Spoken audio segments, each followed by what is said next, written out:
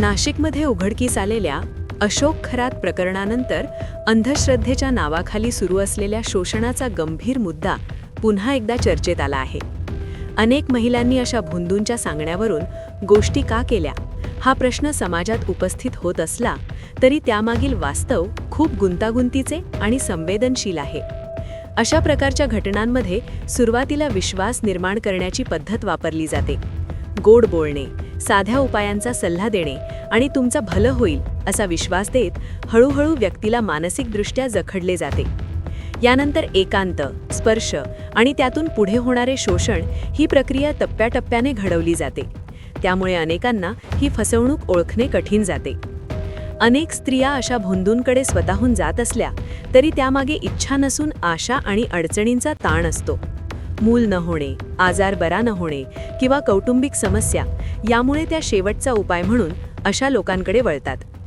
याच कमकुवत क्षणाचा फायदा घेत त्यांचे मानसिक आणि शारीरिक शोषण केले जाते.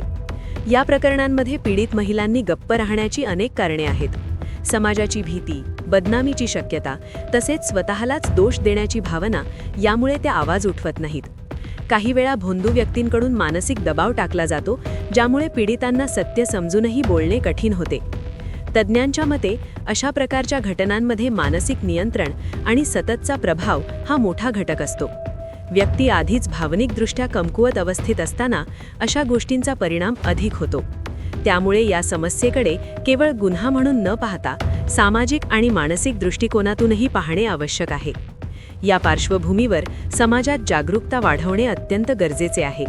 श्रद्धा आणि अंधश्रद्धा यातील फरक समजून घेणे, प्रश्न विचारण्याची सवय लावणे आणि अशा प्रकारच्या घटनांविरोधात उघडपणे बोलणे ही काळाची गरज बनली आहे. एकूणच अंधश्रद्धेच्या आड लपलेल्या शोषणाच्या या घटनांनी समाजासमोर गंभीर प्रश्न उभे केले आहेत.